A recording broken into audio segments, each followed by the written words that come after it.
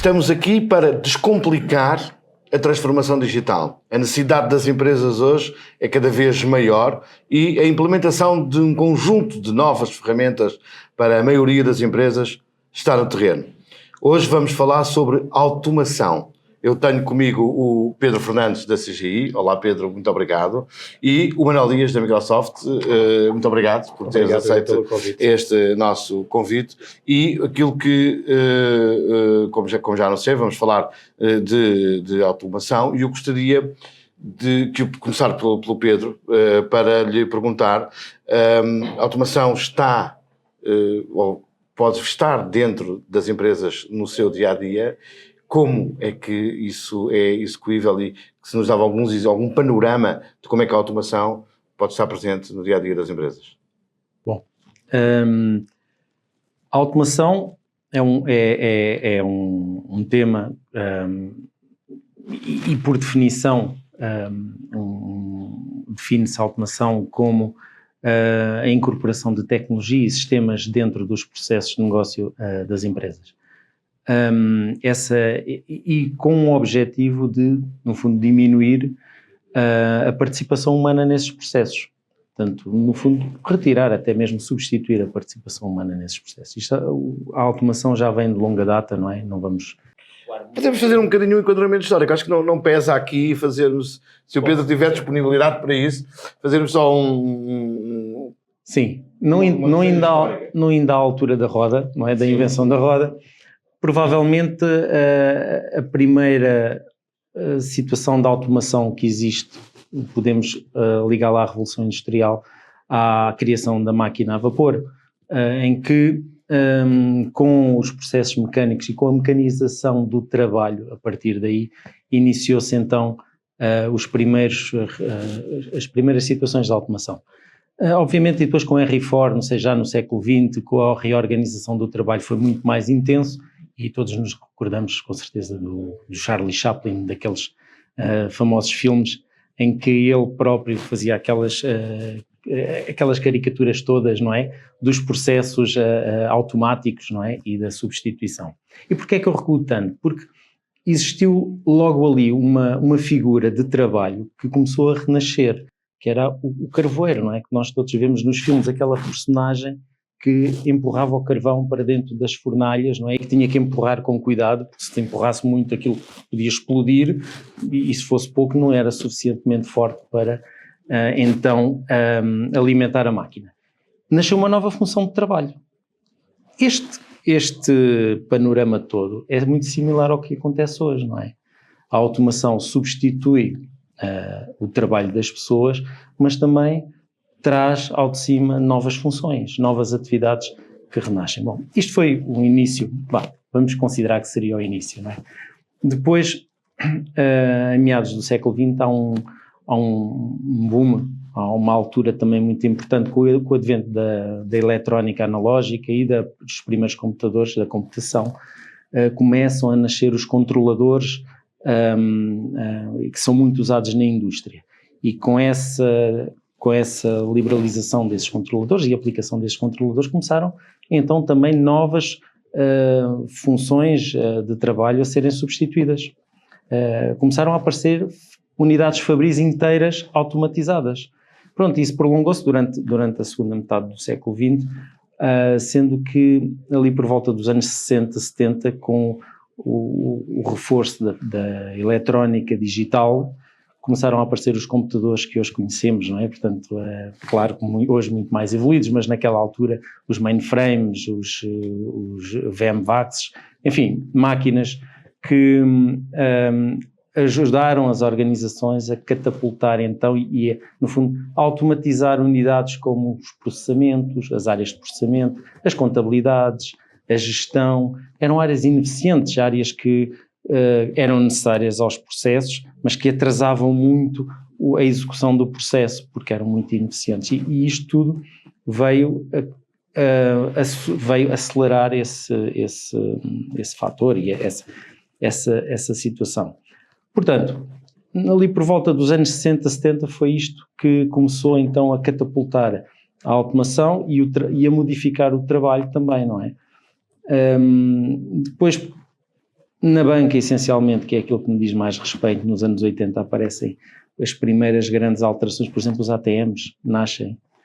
E nós, o facto de podermos levantar dinheiro e conversar com uma máquina, não é? Atualizar uma caderneta, não sei se lembram, mas atualizávamos uma caderneta, conseguíamos levantar dinheiro. O Chave 24 do Montepio foi o primeiro nos anos 80 a aparecer, e depois veio a Cibos logo a seguir, com um consórcio dos bancos para dinamizar e para fazer proliferar esse sistema por todo o país. Depois, nos anos 90, começam a aparecer as primeiras situações dos IVRs, de todas as componentes que, no fundo, automatizavam e roteavam as chamadas telefónicas. E muito importante, porque começou a aparecer um canal novo de comunicação. Portanto, já tínhamos 2 canais na banca, nos serviços financeiros. Tínhamos dois grandes canais, o ATM e o Contact Center, a começar a crescer e a ter novas funcionalidades. Depois, na entrada do ano 2000, a internet já a começar a ter força, o e-commerce a aparecer em grande, a começarmos a perceber que o home banking era então mais um canal, enfim. Tudo isto, e depois culminou aqui também com os chatbots já na segunda metade dos anos 2010, 2020, os chatbots, os RPAs, os primeiros modelos de machine learning que, combinados com RPAs e chatbots, começaram a criar ali um conjunto de máquinas já um bocadinho mais sofisticadas, que já tentavam interagir com o humano, no caso do suporte ao cliente. Enfim, e hoje estamos no ano 2000 e estamos isto tudo explodiu com o GPT-3, e depois agora com o ChatGPT, com os copilots, enfim. Há uma nova ferramenta nas operações, na automatização, não é? Ou seja, e essa é aquela que eu vou agora nos relatar, que é o ChatGPT, de que hoje temos a sorte de ter connosco neste programa o Manel Dias, de que eu diria que a Microsoft será a principal culpada, porque investiu de tal forma, eu tenho muito esta leitura, que quase que se reinventou, não é? Já ninguém ouviu falar da Microsoft, de repente a Microsoft traz uma ferramenta, e eu queria que olhássemos para o ChatGPT, para o IA como uma ferramenta que pode dar aqui um suporte enorme à automação. Sim, sem dúvida. Eu acho que, antes de mais, obrigado pelo convite, e é um prazer estar aqui convosco.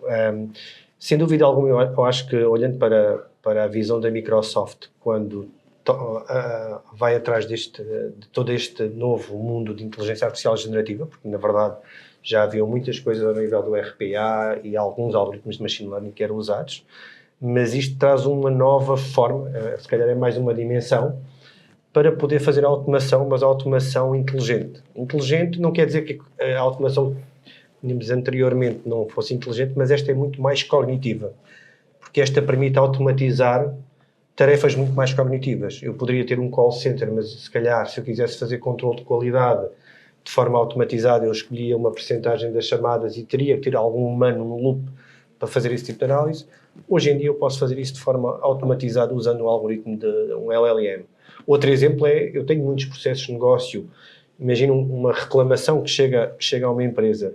Eu teria que ter sempre alguém que fizesse uma análise, uma categorização dessa reclamação e depois poder redirecionar e poder configurar um processo de negócio de resposta, quando hoje em dia muitos desses processos eu consigo pôr inteligência artificial generativa a fazer estas tarefas. E, portanto, eu acho que numa perspectiva da automação, acho que há outra perspectiva que é a perspectiva da produtividade individual, mas numa perspectiva da automação eu acho que vai ser mais um passo gigante que podemos dar com esta tecnologia. E portanto, hoje em dia, o facto de eu poder ter fluxos de negócio, processos de negócio que têm um misto de coisas com mais scripts, mais integrações, mas ter uma parte de Generative AI para analisar informação. O facto de eu poder construir esses processos de negócio usando linguagem natural, que essa é outra parte.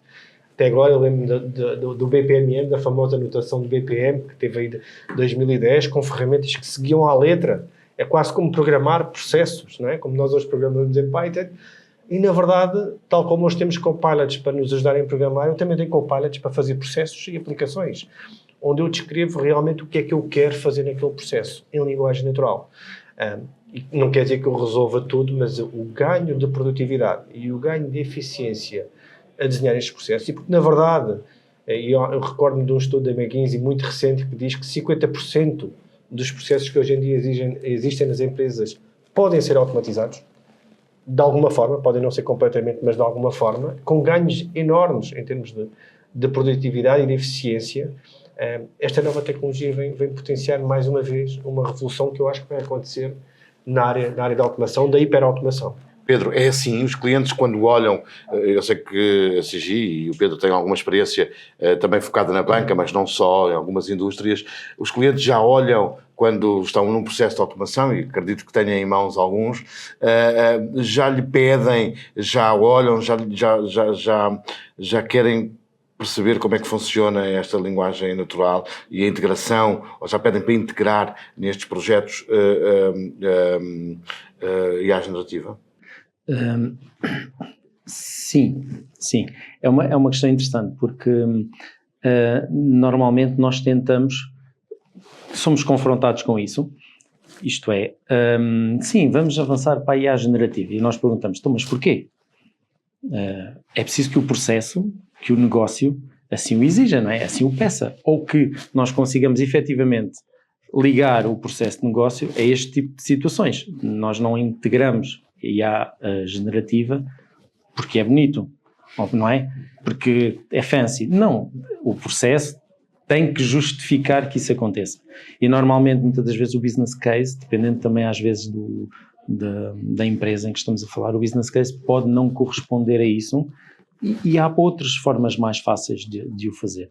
Não quer isto dizer que isto que a AI generativa não abra aqui, como o Manuel disse, é um mundo extraordinário, é um horizonte completamente aberto neste momento, e que nos leva a criar cenários. Quando estamos a estudar os processos, temos que criar vários cenários e ver qual é que é o cenário melhor para englobar estas tecnologias, porque elas vão ser de facto o futuro.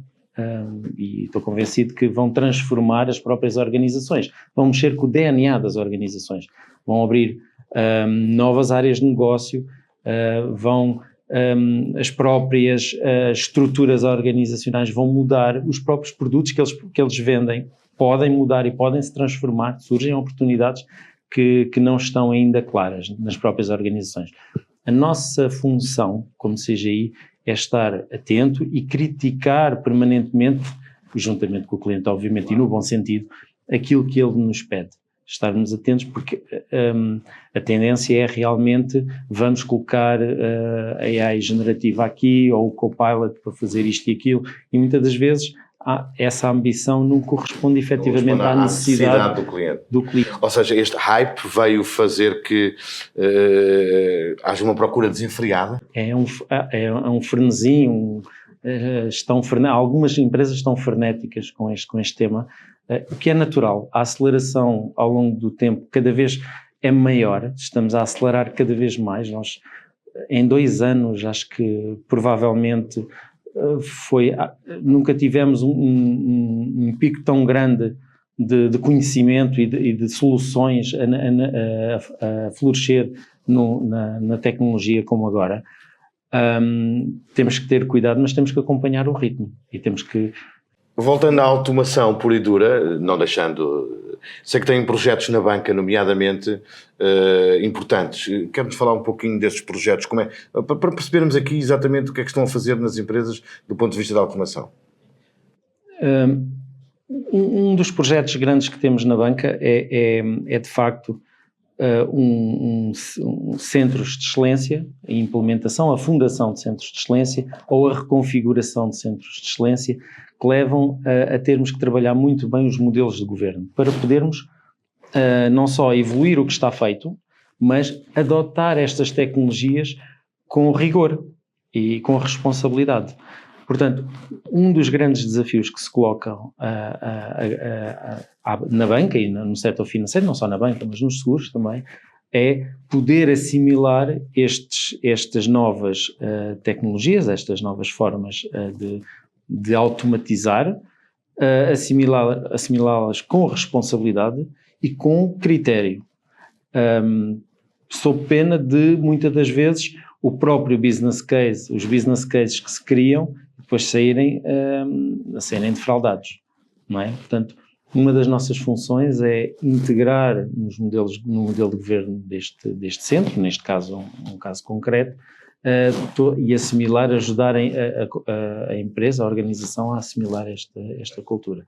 Isso é um grande desafio. Outra é a transformação tecnológica e as replataformizações, este palavrão estranho, mas acontece porque as tecnologias estão permanentemente a mudar. Hoje existem outras que estão mais dinâmicas, estão mais apelativas, estão mais escaláveis para fazer outras funções. O que aqui há 3, 4, 5 anos atrás utilizava-se uma tecnologia, hoje existem outras formas de fazer as coisas e muitas das vezes é preciso, para ir mais além, preciso desmanchar e fazer de novo. Não é uma migração, é desmanchar mesmo e fazer de novo, com outras valências.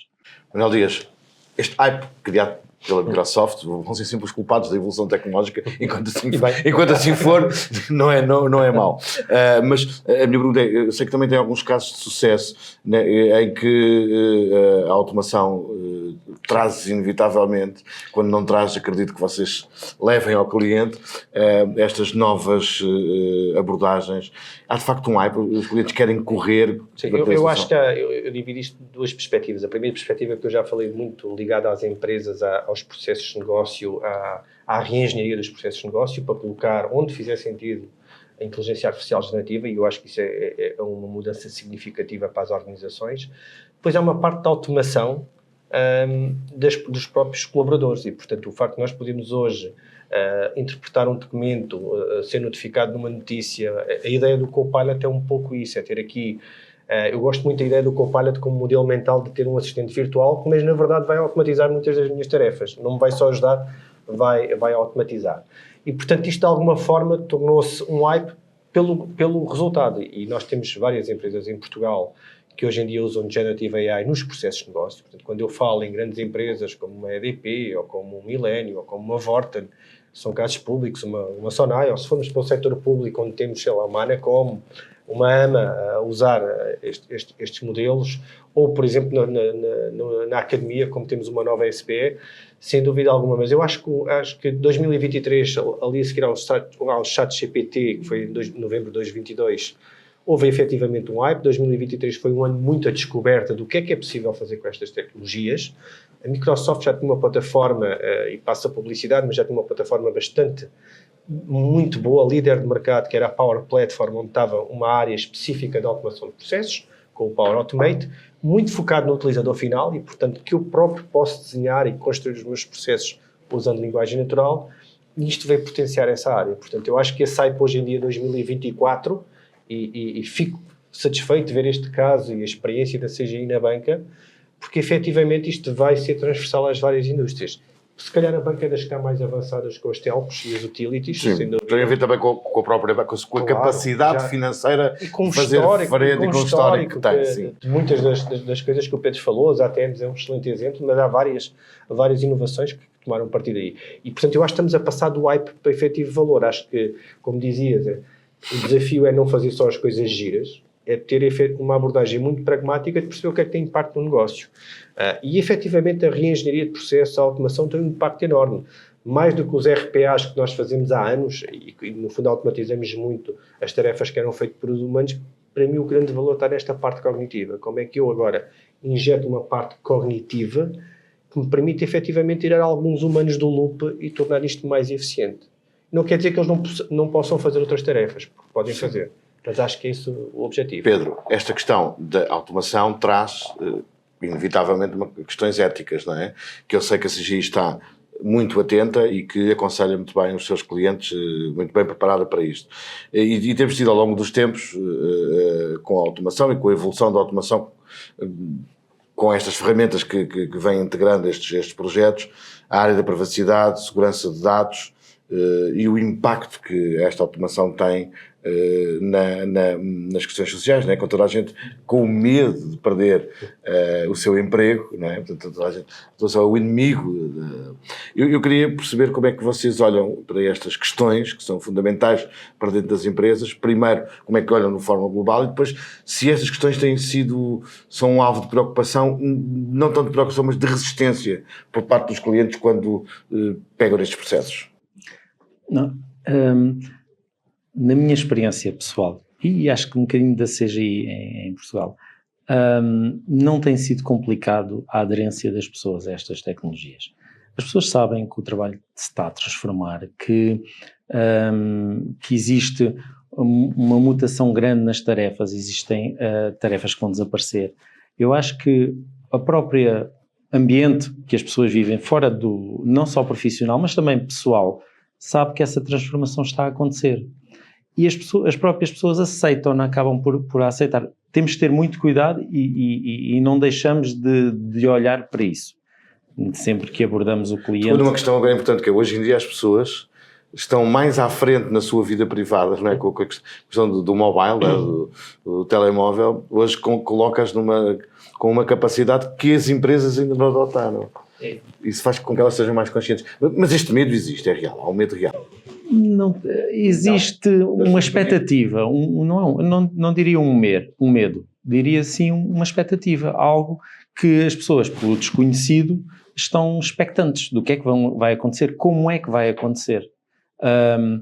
E eu não tive nenhum caso, já foram várias as empresas onde trabalhei em automação, independentemente da maturidade que as organizações estão nesse momento, muitas muito incipientes, outras muito mais evoluídas, mas independentemente dessa maturidade eu nunca senti receio ou alguma resistência, senti sempre expectativa. E expectativa, como é que eu vou estar integrado nesse processo, como é que eu posso ajudar, como é que eu controlo, não é, de alguma maneira a minha transição. Não é algo, nunca foi algo negativo. E isto, se nós pensarmos em todo o historial da automação, não é? Se calhar aconteceu sempre. Aconteceu sempre, não é? Aliás, ainda há bocado falava das sátiras do próprio Charles Chaplin, não é? Que era um bocadinho essa resistência. Eu tenho uma situação concreta de quando comecei a trabalhar.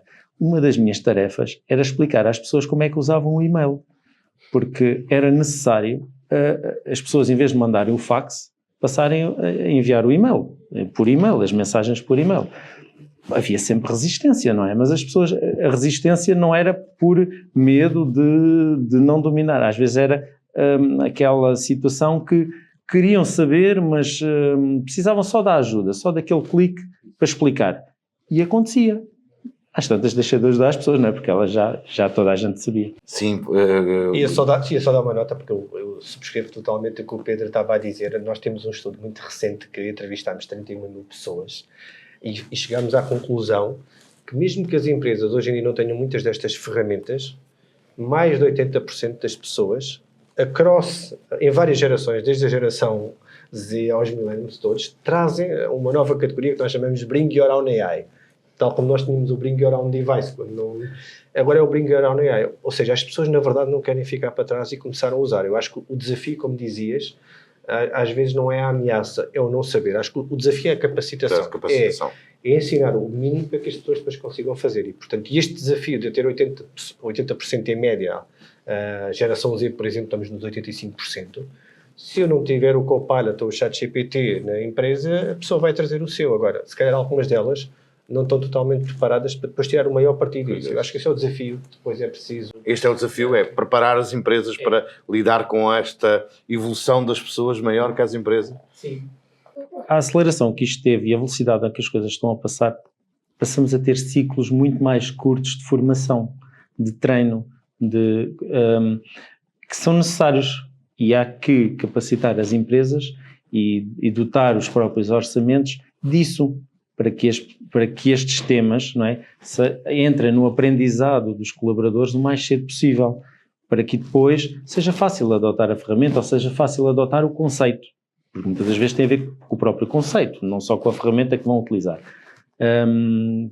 Porque as pessoas sentem-se perdidas nos dois mundos, não só o facto de utilizar a ferramenta, mas depois qual é que é o meu papel na organização. Isso significa que quando pega num cliente, esse é também um conselho que lhe dão, que é se esta operação vai exigir a formação das pessoas? Sem dúvida, sem dúvida. O nosso primeiro cuidado, antes de qualquer reunião sobre um tema novo ou uma automação nova, é preparar-nos para a forma como comunicamos e preparar o cliente que vai ouvir. Portanto, dizer o que é preciso para estar de corpo e alma naquela reunião, naquela sessão, para que não haja o tal choque, não é? Que o choque não é medo, é aquela expectativa e que não saia defraudada essa expectativa. Para colaborar ou para fornecer todas estas ferramentas às consultoras e às grandes empresas, há aqui uma questão que é eu diria que já passou mais, que é esta questão do regulador. A Microsoft é uma empresa americana, está em compliance, como é óbvio, com estas novas regras europeias, diz que a Europa está muito mais à frente do que os Estados Unidos. Há quem diga também que o excesso de regulamentação trava a inovação. Eu queria saber como é que a Microsoft Portugal, como é que o Manuel Dias olha para isto. Eu olho, acho que tem que haver um equilíbrio, acho que as duas coisas são importantes. Acho que efetivamente a Europa está atrás na inovação. Não diria que está à frente da regulação, porque a regulação é necessária. Está à frente no sentido, mas não é exagerado. Acho que há aqui uma parte, acho que a inovação deve ser feita, como dizias, de forma muito responsável. Hoje em dia, a Microsoft, como grande cloud provider, líder no mercado, tem mais de 90 regulamentos que são cumpridos. Nós, ainda muito em breve, estamos a renovar a nossa certificação do Gabinete Nacional de Segurança para que estes serviços cloud, muitos deles, o Azure OpenAI, por exemplo, onde está o ChatGPT, para que cumpram um conjunto de regras para lidar com a informação nacional restrita, por exemplo, em Portugal, nacional reservada. Mas temos mais não sei quantas regras, como o RGPD, agora vai ser o novo AI Act, e acho que é muito importante as tecnológicas cumprirem essas regulações, porque é o que também dá alguma confiança a quem está a desenvolver soluções que cumprem um conjunto de regras que lhes permitem ter salvaguardas. Isso é fundamental, certo, Pedro? Ou seja, quando vocês olham para um cliente e desenham o que é que vão fornecer àquele cliente, não só como solução estratégica, mas também como as ferramentas a fornecer, esta segurança que as empresas vos dão do ponto de vista da certificação e do compliance é extraordinariamente importante. É extraordinariamente importante. Em termos da ética com que isso é feito e da mesa redonda que tem que ser estabelecida para que esses conceitos se passem, é importantíssimo. Eu gostava só de dar uma nota aqui, mais em relação ao tecido empresarial português, que nós falamos muito da regulamentação internacional e global.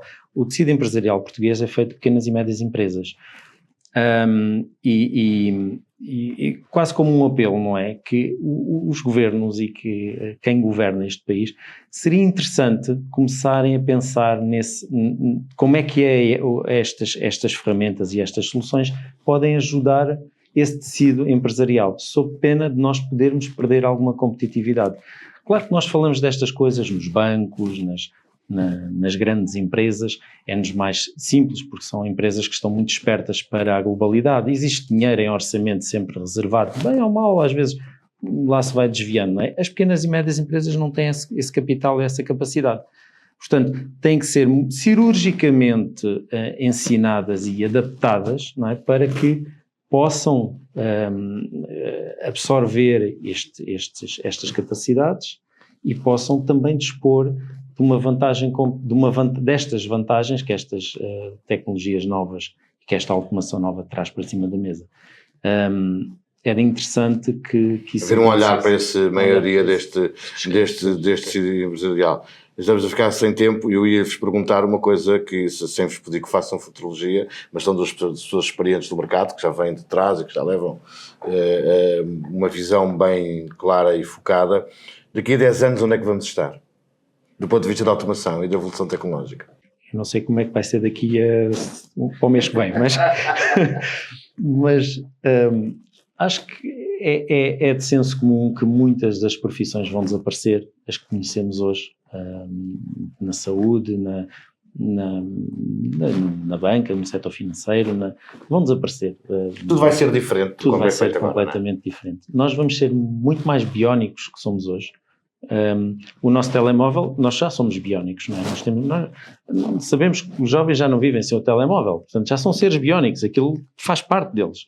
Portanto, nós também já somos um bocadinho, não é? Mas para a frente vamos ser muito mais. Vamos depender mais, de forma mais intrusiva ou não. Acho que vamos depender muito mais da tecnologia que está à nossa volta. É isso, vamos ser muito mais biónicos, Manuel Dias. Eu acho que, mais do que biónicos, eu acho que vamos... É difícil prever, como dizes, a 3 a 6 meses, mas eu acho que vai haver Acho que efetivamente estamos numa fase de mudança de paradigma. Acho que esta revolução é maior do que a revolução da internet, sinceramente. Eu estou a imaginar a convivência com robôs que tiram partido... Conseguem imaginar isso? Vai de facto aqui essa convivência? Sim, consigo imaginar isso. Consigo imaginar robôs que conseguem ter uma percepção física, um modelo físico do mundo, para além de ter estes novos modelos de interface, não só em linguagem, como nos habituamos com o ChatGPT, mas em voz, em vídeo, em imagem, em música, e depois com uma capacidade tecnológica, como nós já vimos em algumas empresas a fabricarem esses robôs.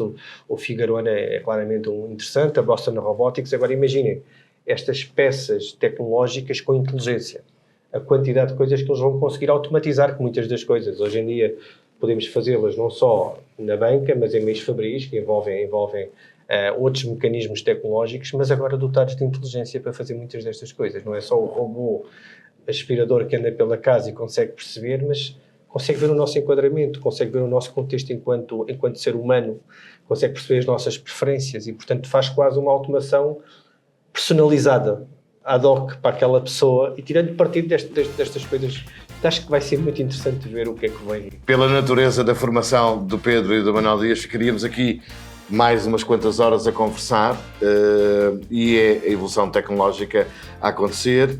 Tentámos descomplicar, que é o objetivo destas conversas. Até daqui a 15 dias.